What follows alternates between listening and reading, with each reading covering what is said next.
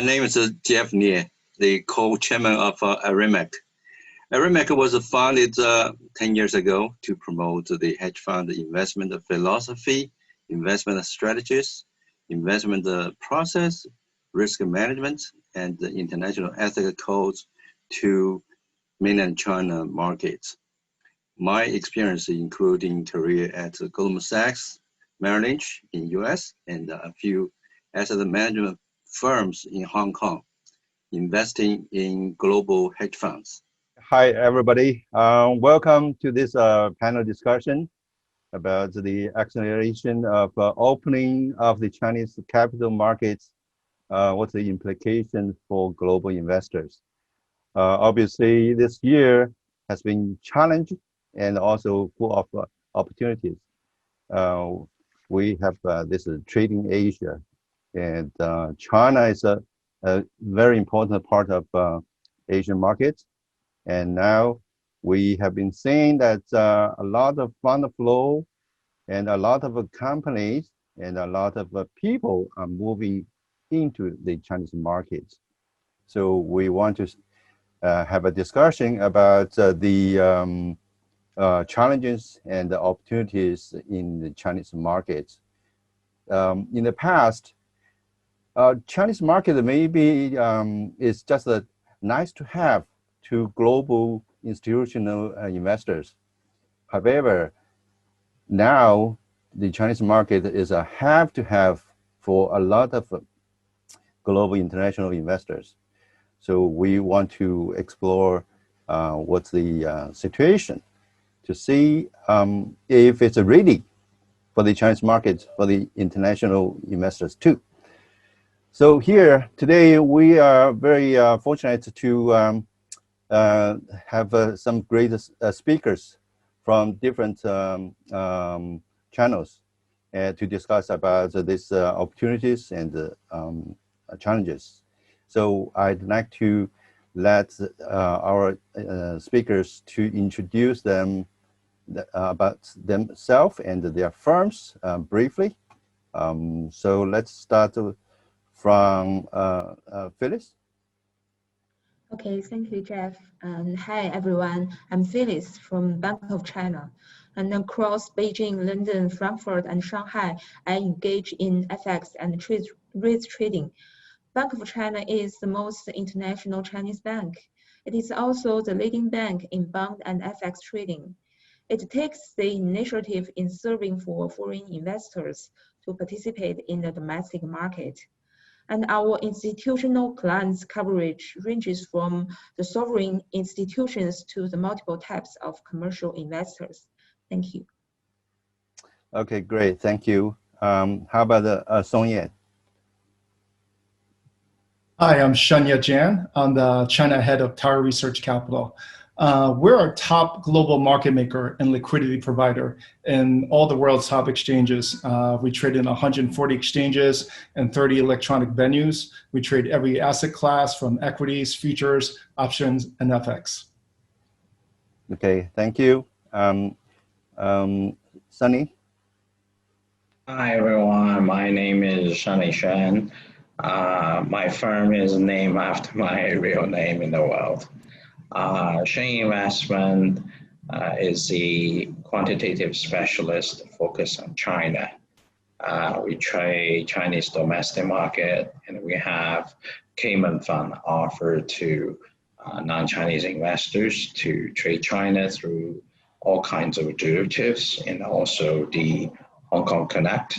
And we also are leading quantitative managers in both volatility arbitrage and index enhancement type of arbitrage in China. We're looking forward to work with more and more international institutions. Okay, great.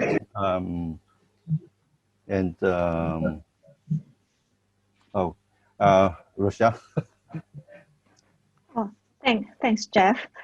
My name is Rochelle Wei. I'm the CEO for JP Morgan Futures Co. Limited. This is the China futures firm JP Morgan has onshore.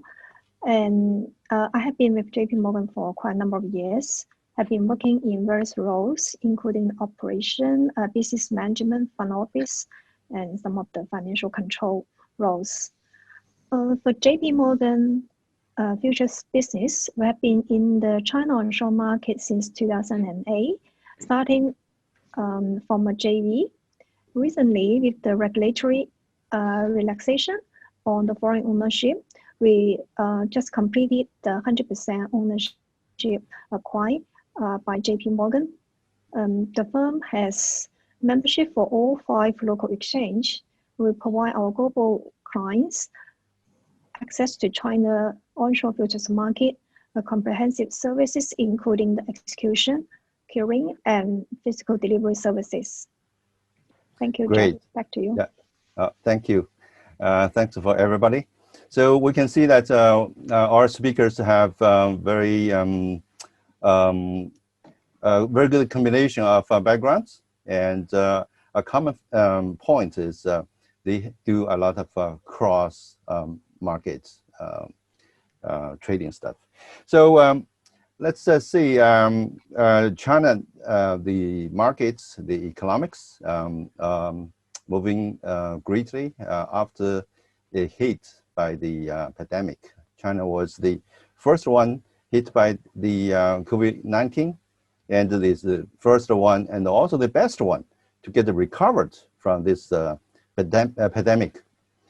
And IMF has an estimate for this year's growth. Looks like China is the only one has a positive growth. And this morning, it just came out the data. The growth of IP year to year grow 5.6%, and the FAI grows 7.6% Y to Y, and the retail sales up 0.5%. So economics is solid.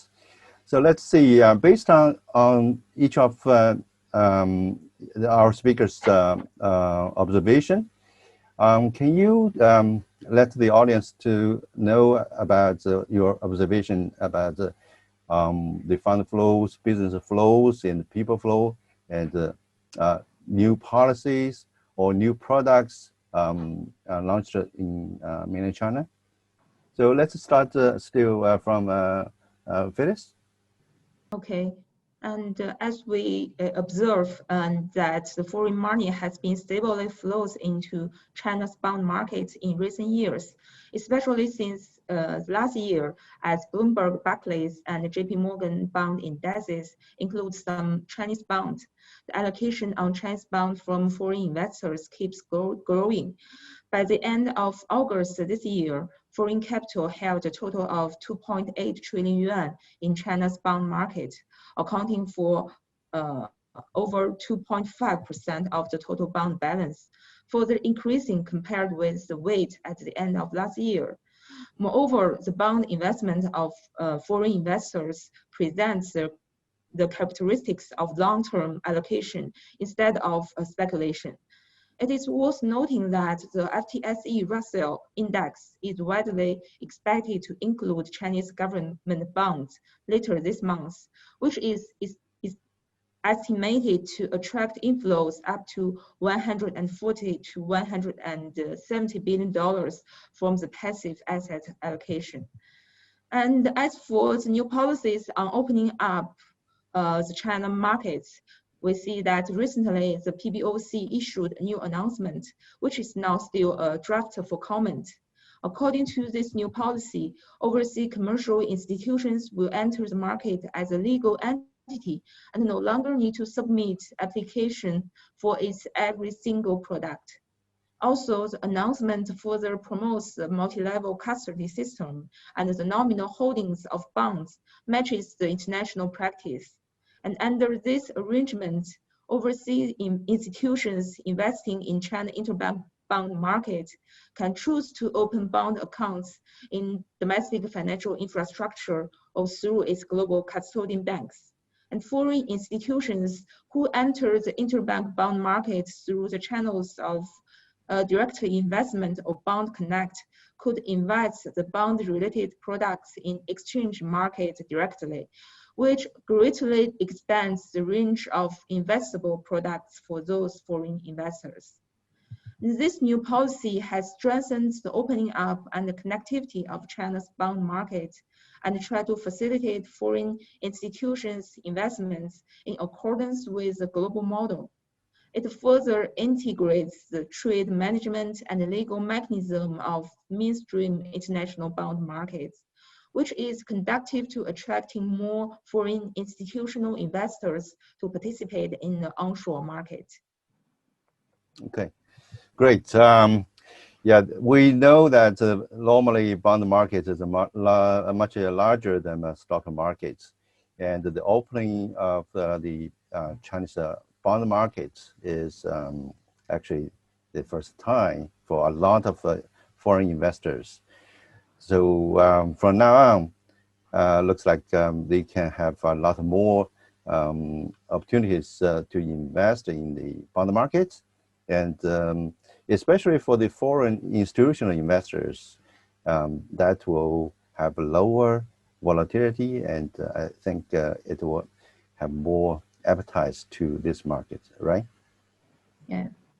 Yeah. Okay. Great. Let's move on. Maybe Shen Dong, you can talk to us about your observation and what's the new developments in the Chinese market, given that you have a lot of experience overseas and also experience in mainland China.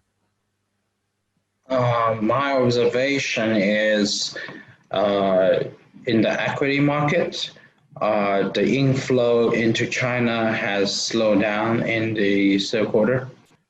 I think some of the reason maybe all the passive, I'll say allocations through MSCI index and all kind of index has been in process already.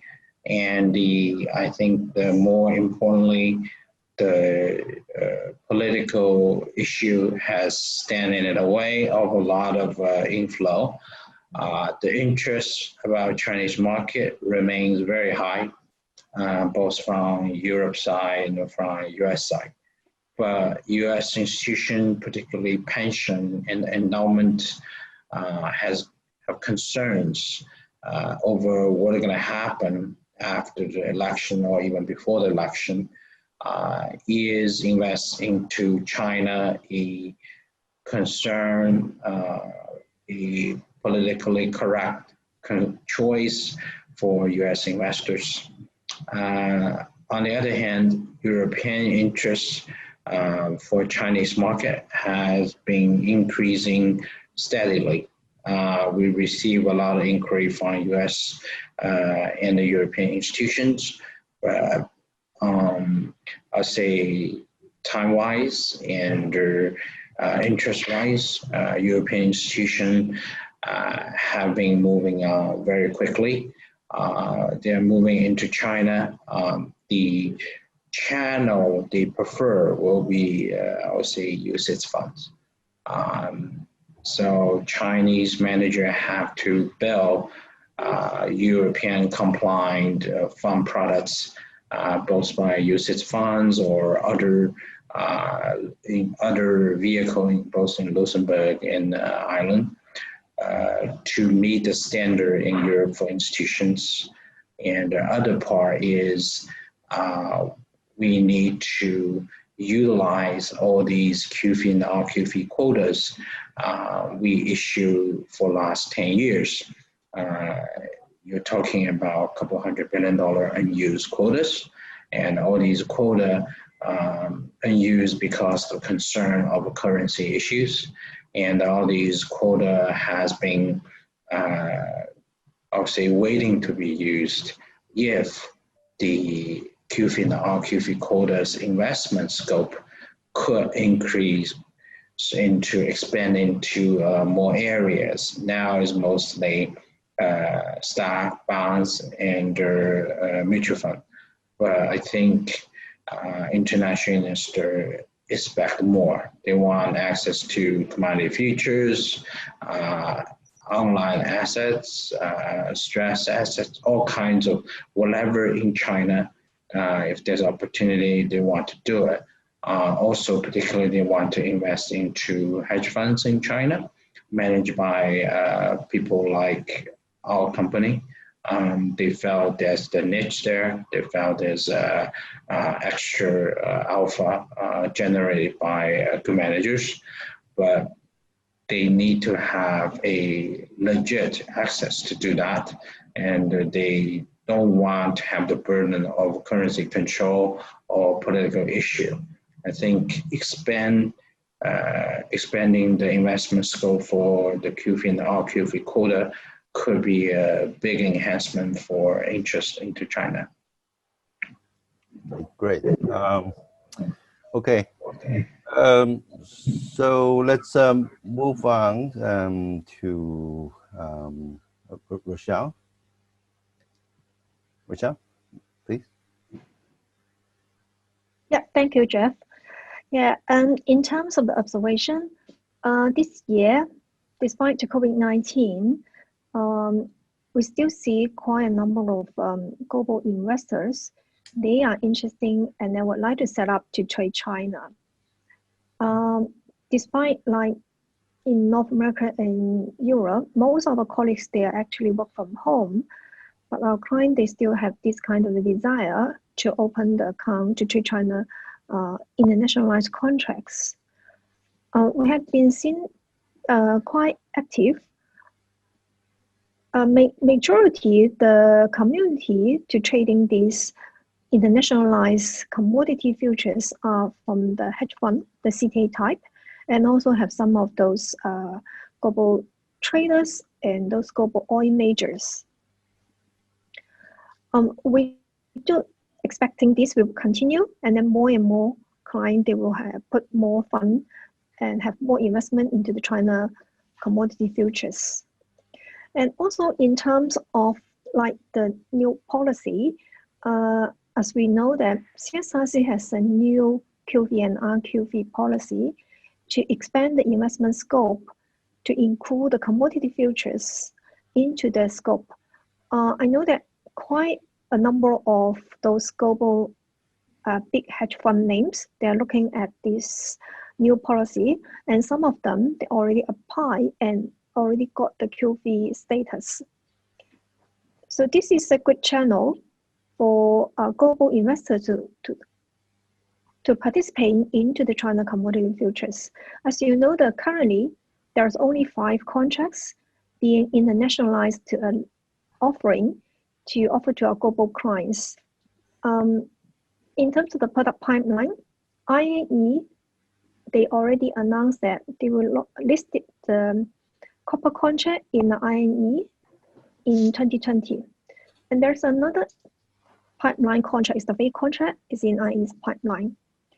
For Dalian, they have the soybean meal, and also the palm oil contract in their pipeline to be internationalized to global investor. And for Zhengzhou, they have the methanol contract, they would like to internationalize it.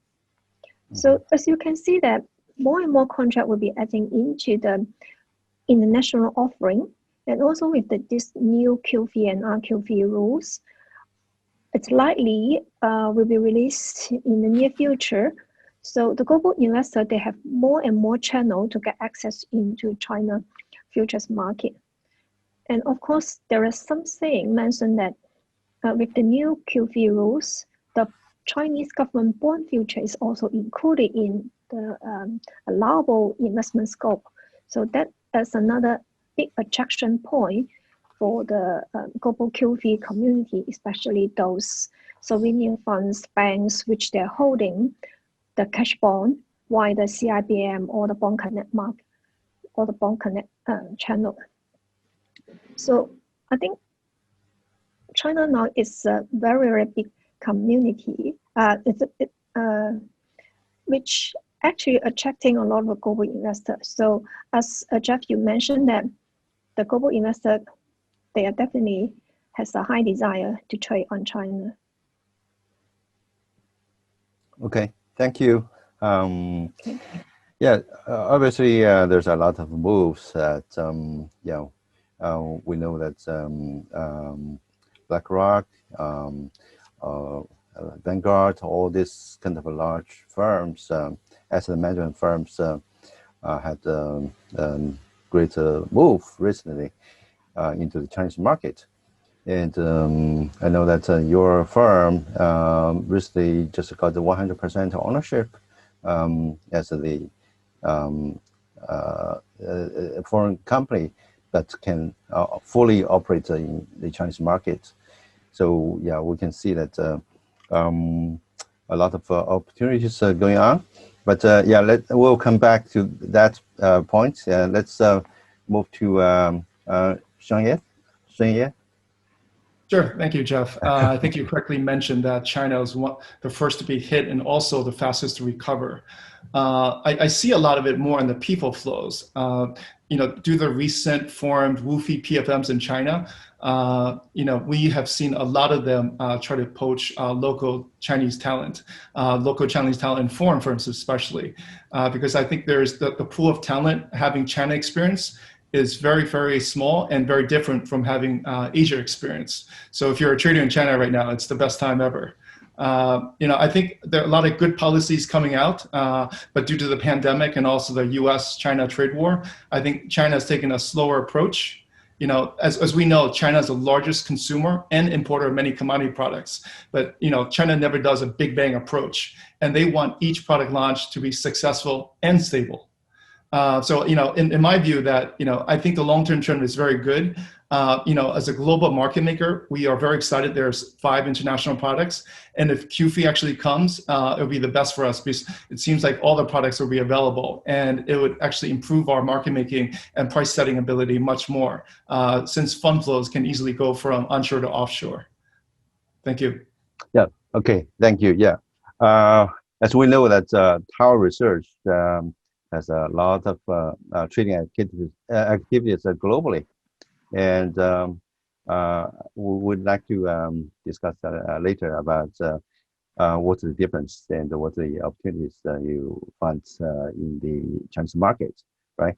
So let's, thanks everybody for the first round of the questions. And let's move on to the second round. Let's begin with Phyllis about the opportunities going forward. As I know that Bank of China also has provided a lot of hedging tools, and I think that will be very interesting to a lot of international institutional investors because they have concerns about the currencies, as Mr. Sun mentioned earlier. So, Phyllis, can you please talk about that a bit more? Okay, thank you, Jeff. And the Chinese bond market has been developing rapidly in the recent years. At present, China's bond market has formed a pattern of an interbank market as a mean exchange market and the counter market as settlement. Among them, the interbank market is the most important component, accounting for more than 80%. The acceleration of opening up on China's bond market further lowers the threshold for foreign investors. And improve, okay. Now let's look at investment opportunities in the bond market. First, the proportion of foreign capital's holding in China's bond market is still quite low. Even if when we just look at the treasuries with the largest holdings, the proportion is also lower than that of the United States, South Korea, and other markets.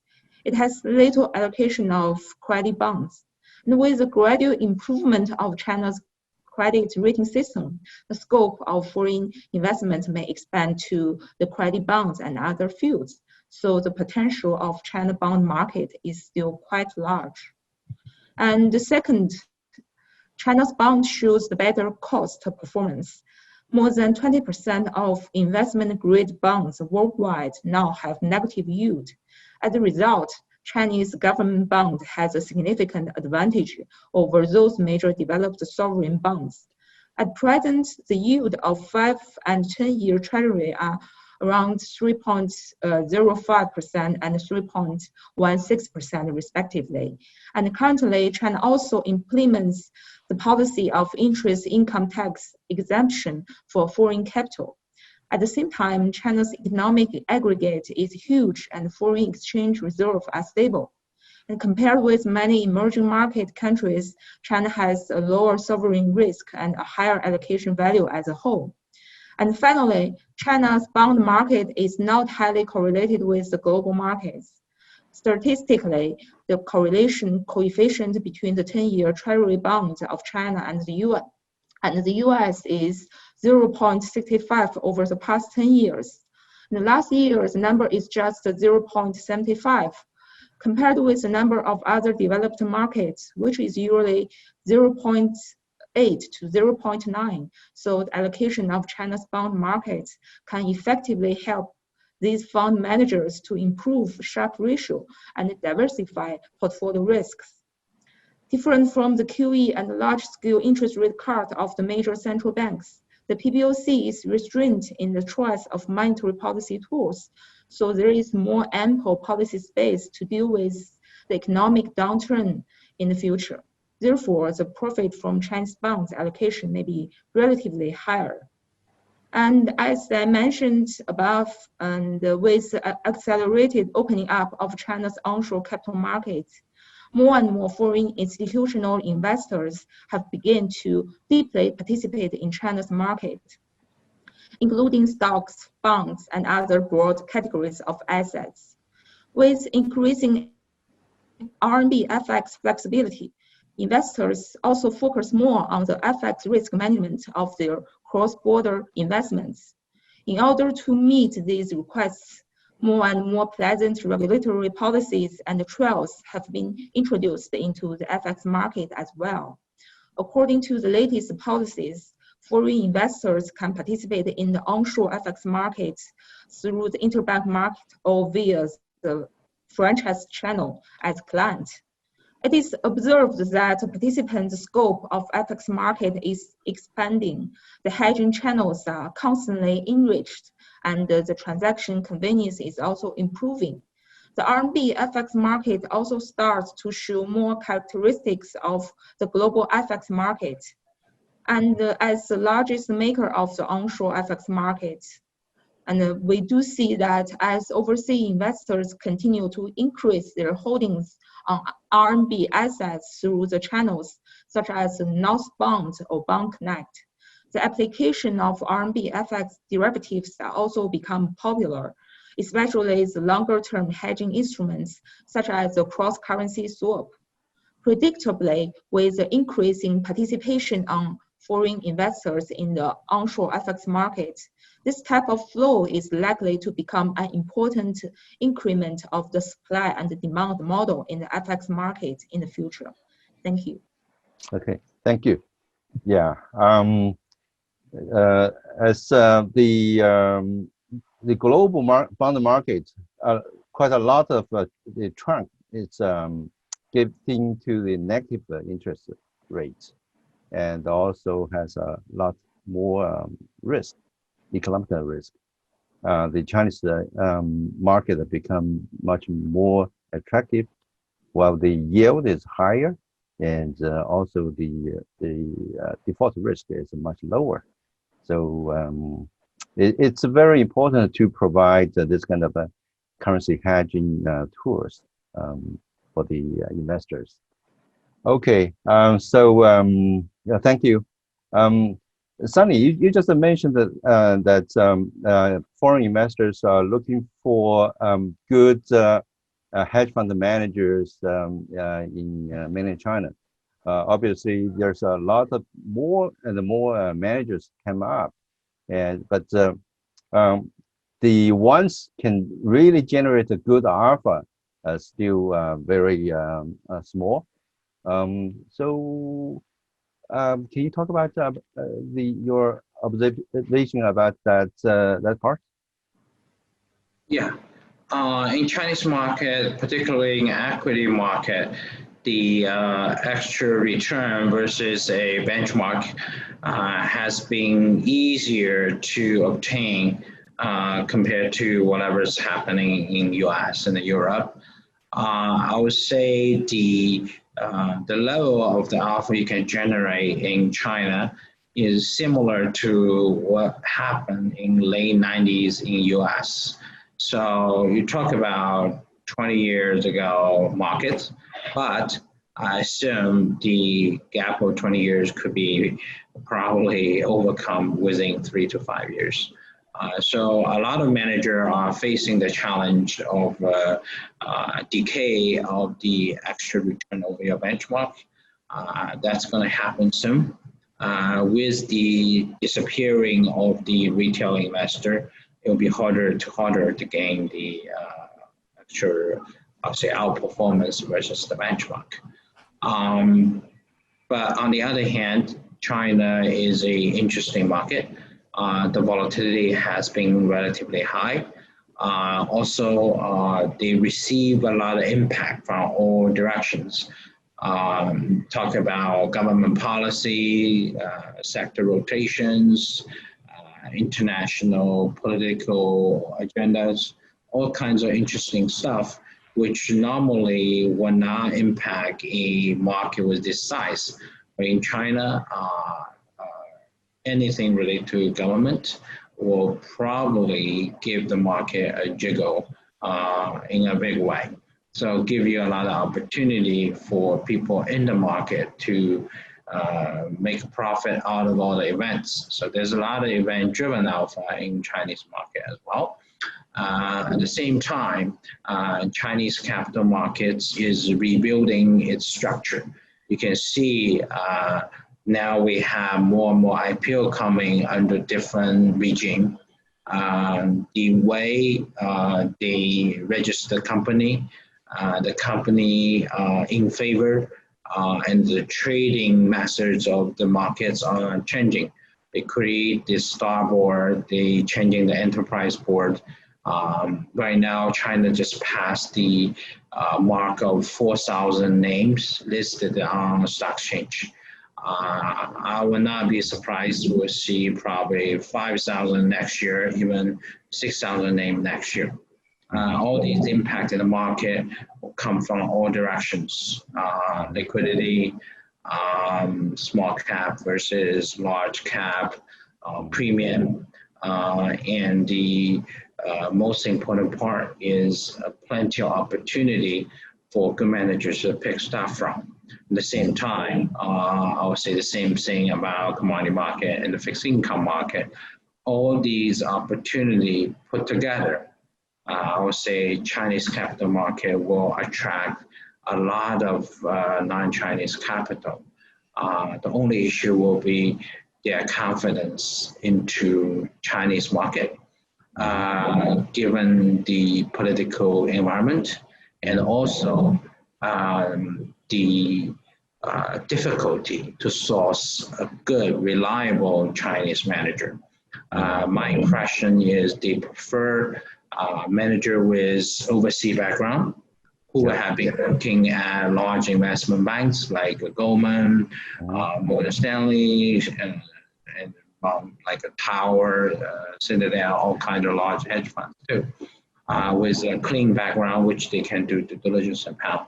Also, I think besides the return they're looking for, I think more emphasis is going to be on the operation due diligence, combined due diligence, and I would say the background check.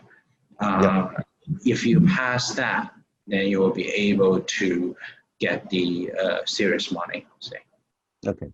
On the other hand, also the Chinese regulatory, they actually enhanced the compliance, all this kind of regulations and the guidelines, right?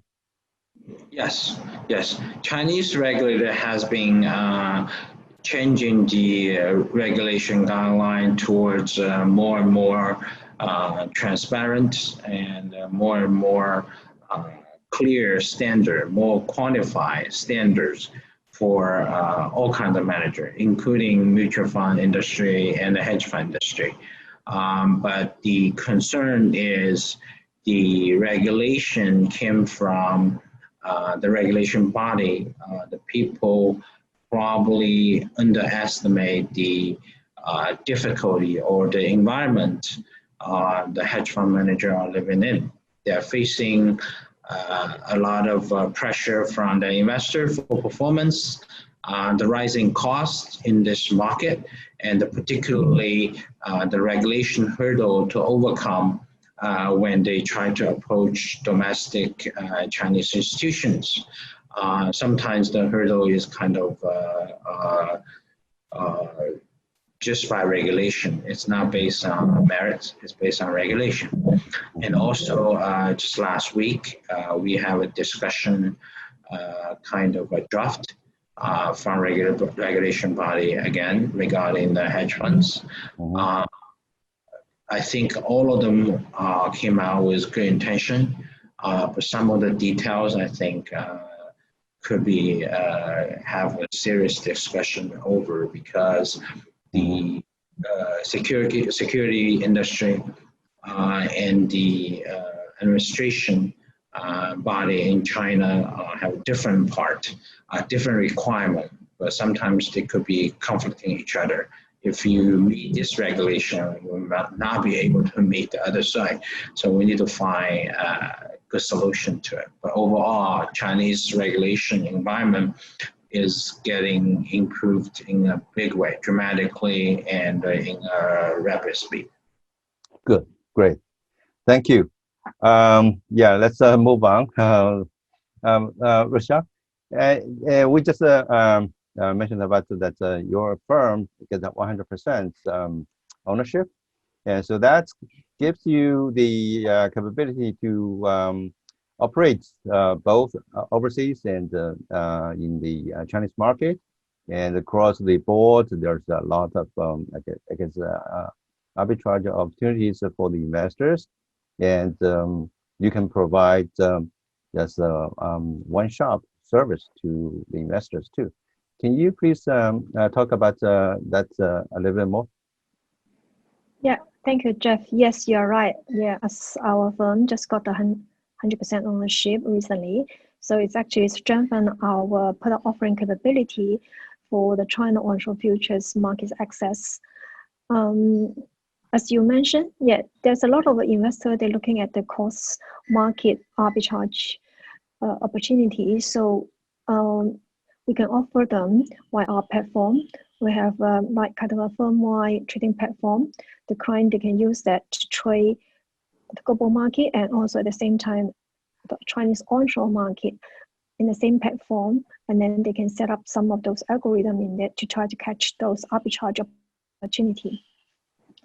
And having said that, access to China futures onshore market, there is quite a number of unique characters. The global investor, they need to know and then pay attention.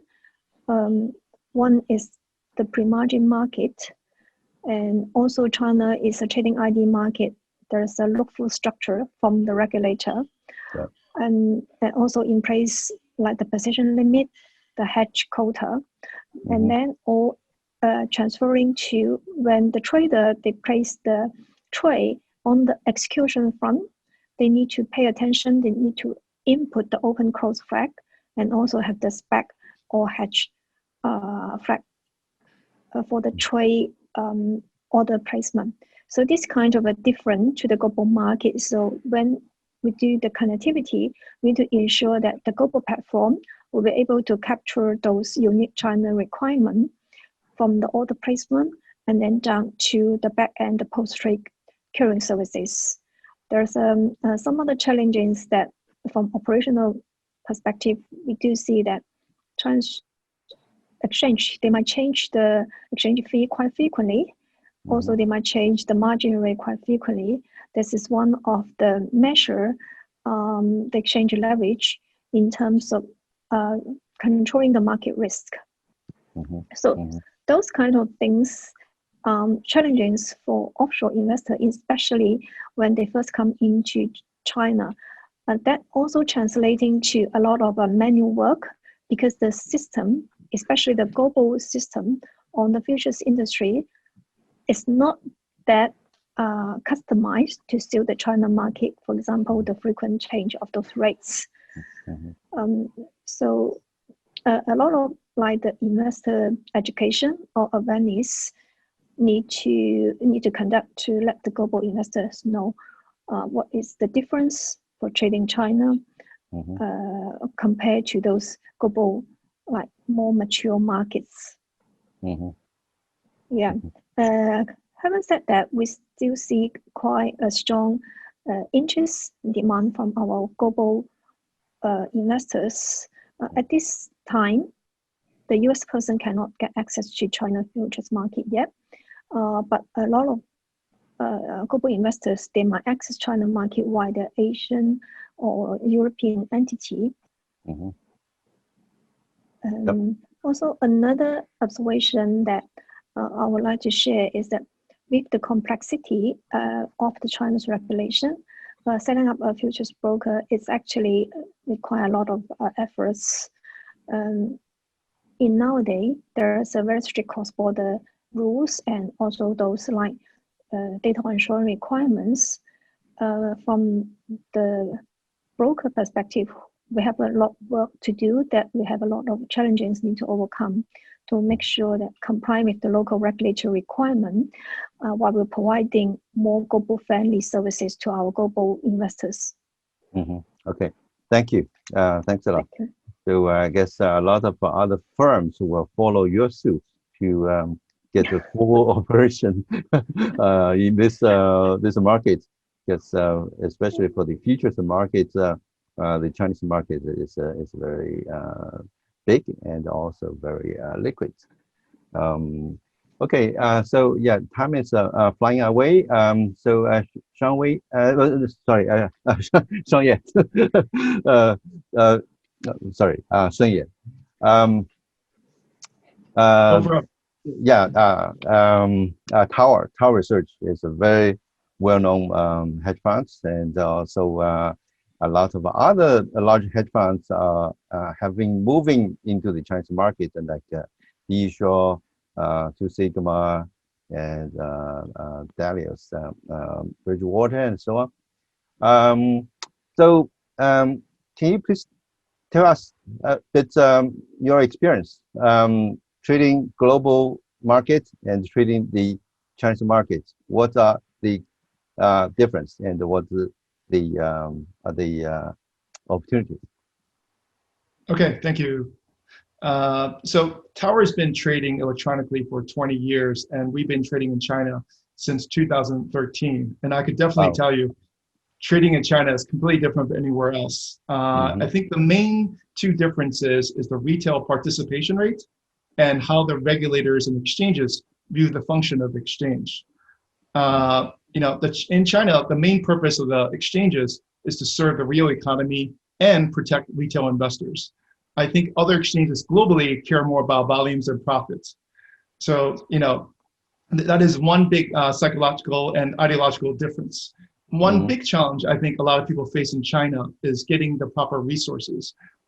Exchange resources are given to brokers, and then brokers give them to investors. So your trading success is often based on which broker you partner with and what resources you get from them. In the US and like CME, you get the resources directly from the CME, and it's a lot easier and more transparent. Now, due to the retail nature of the Chinese markets, we often don't want to add extra fuel to the fire when a product is too volatile or acting irrationally. This is a major concern of the regulators and the exchanges. So our strategies need to adapt to make sure we're not the ones who are causing the extreme volatility. This is usually not a concern elsewhere in the world. I think lastly, accessing the markets in China has to be done via technology vendors and through a broker. There are vendors from IT subsidiaries, from brokers' own vendor system, or a third-party vendor. There are many top vendors in China now, but for each exchange, there's a different top vendor, and you need to code appropriately for each one. So it's not an easy lift for a lot of people who want to enter the market. But you know, one thing I have to add is that China might sound very difficult, but there's a lot of liquidity and a lot of product breadth. And I think the optionality in China is also the biggest in the world right now versus anywhere else where I think we've reached our capacity. Thank you. Okay, great. Okay, good to know. All right, so we are coming to the end of this session. So let's, yeah, now each speaker has 1 minute to summarize for the audience about what do you think about the future? Okay, let's start off with Sun Yet. Just finish your talk. Okay. Well, I think China is the most exciting market in the world right now. It is the world's second largest economy, and it will probably be #1 in my lifetime, at least. You know, when people visit Chinese tier 1 cities, they see a modern, cashless country with amazing infrastructure. But the Chinese financial markets are still developing, and it will mature in time. You know, with a bigger transition away from retail to professional investing, freer flow of capital, and China having its proper place as a price setter. You know, I'm excited to be here for the journey, and I welcome everyone who's not our competitor to come on board. Thank you. Okay, all right. Sunny, can you please summarize? Yeah, I think we probably just try to be the bridge between international investors in the Chinese market.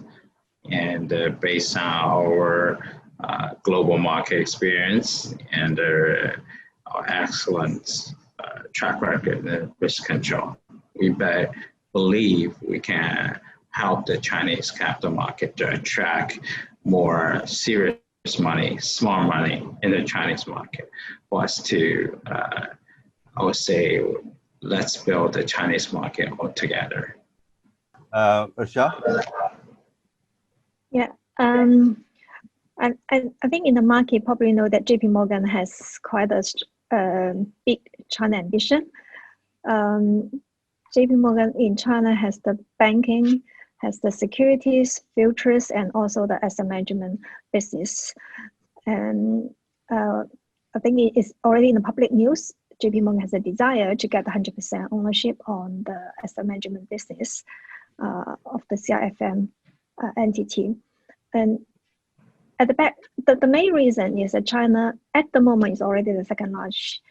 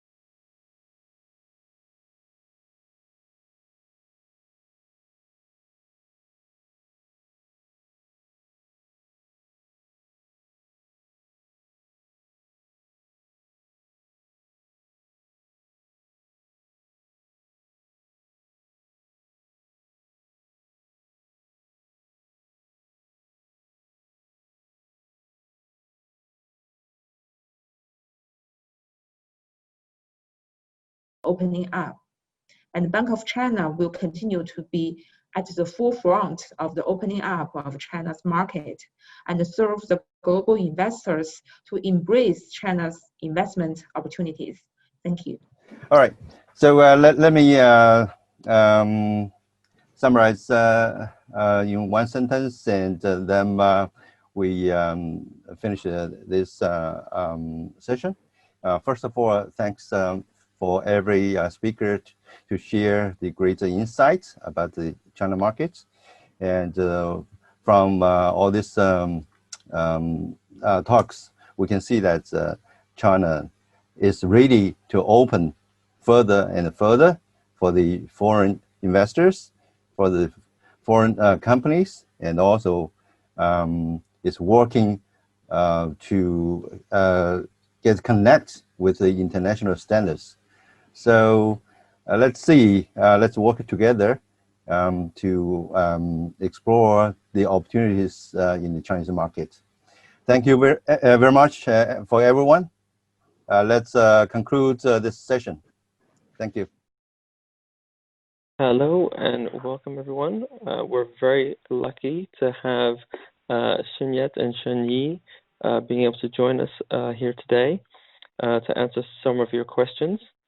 The first question that we've had come in, I'll just suggest this to Shenyi. Sorry, Xinyet. Which domestic Chinese commodity asset should next be made available to international investors? That's for Xinyet. Okay, I think that's a very good question. As I said earlier, China is the largest importer and consumer of many commodity products, and we should have much greater pricing power. So I think any international product that's already not available and is trading globally would work. I would say palm oil, copper, or precious metals. Crude oil is a success, and I think we've all seen that. So those three are the candidates I think would make sense: palm oil, copper, and precious metals. Thank you. Shenyi, any comments? I think a lot of international investors are interested in the commodity futures because there's the asset allocation part. But I would say we are more focusing equity markets.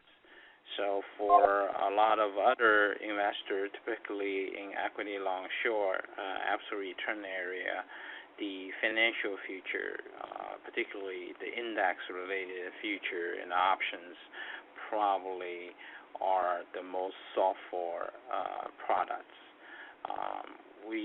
But I assume all of them be open at the same time. And Xinyet, apart from commodities futures, do you have any comments on the view on trading financial futures in China? Well, financial futures in China are right now closed to international investors. So the only way in is either to trade the Singapore version or to do a total return swap.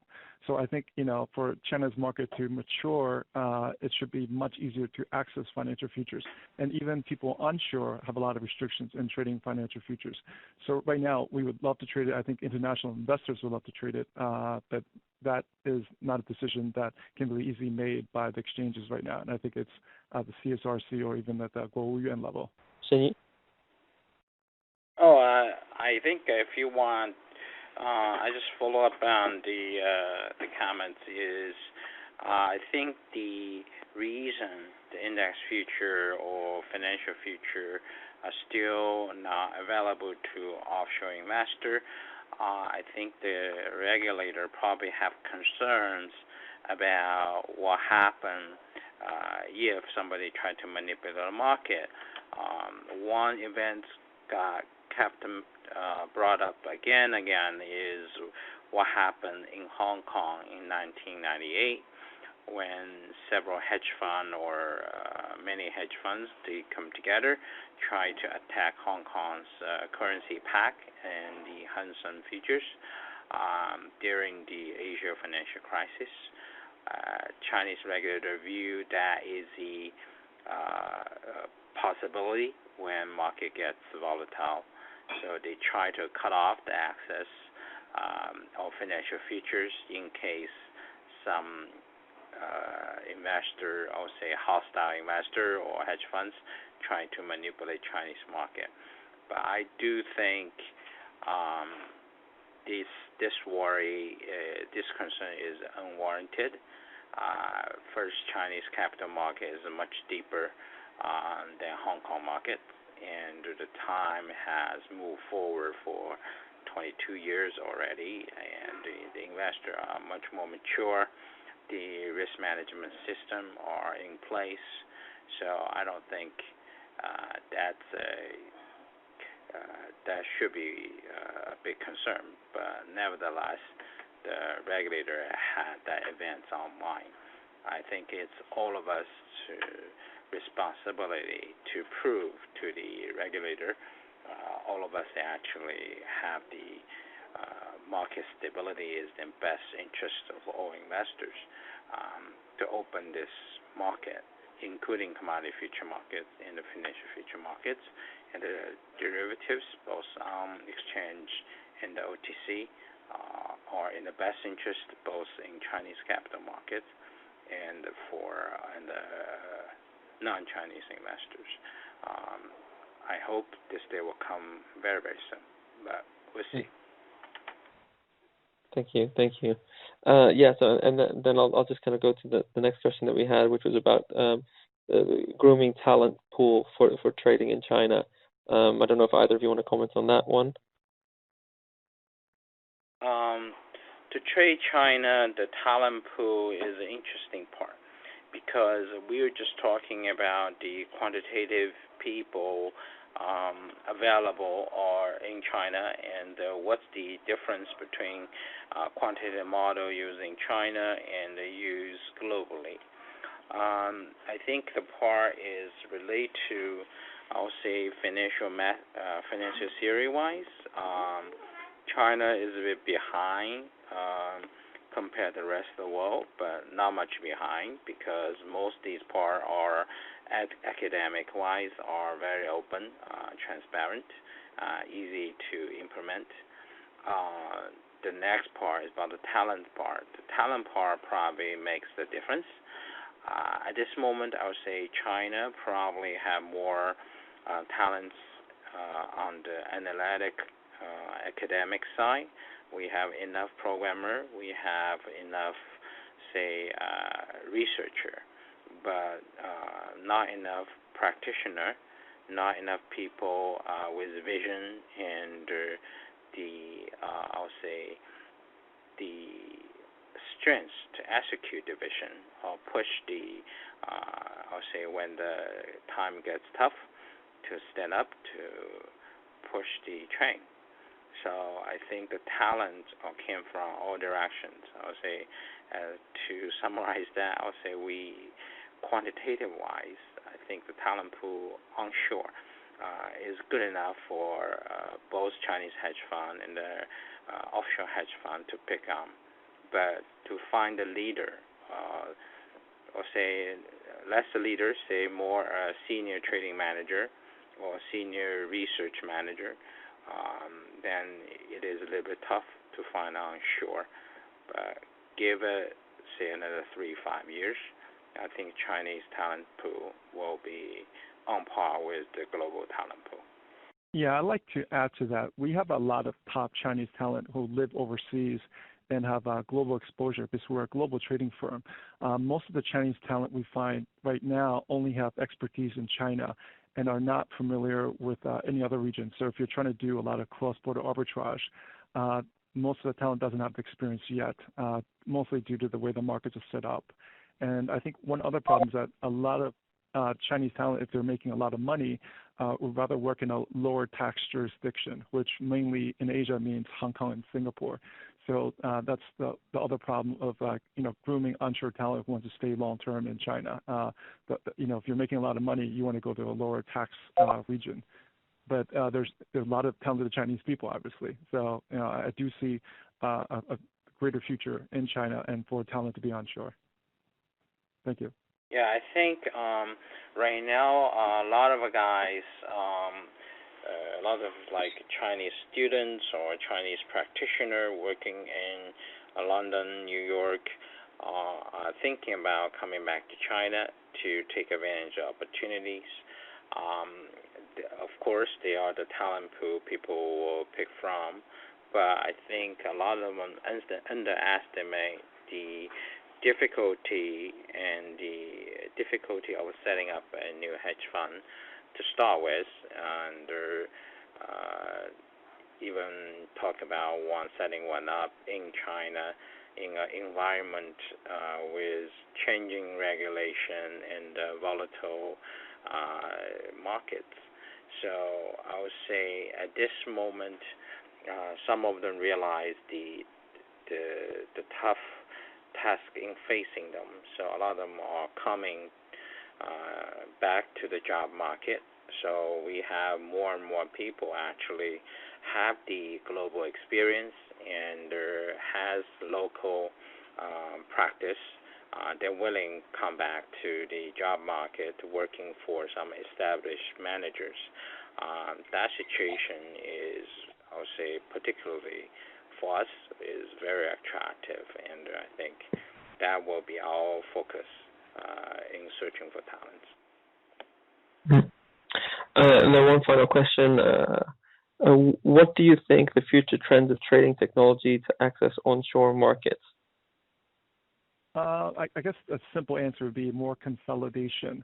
Right now, what we've seen with the technology vendors is that one vendor would be strong in one market or one asset class, whether it be futures or, for example, they're strong in Shanghai but not in Shenzhou, or one is strong in Dalian. And in the equity world, different vendors are strong in different exchanges, and none of the equity vendors are strong in the futures world. But I see a lot of consolidation. There's one big vendor now who's in the futures world and wants to move into the equity world. And I think, instead of maybe 8 to 10 different vendors, maybe in the end there'll be 2 to 3 strong vendors that'll come out of this. Maybe in 2-3 years. I don't think it will happen immediately, but it's a trend I see. Amazing. Thank you both so much.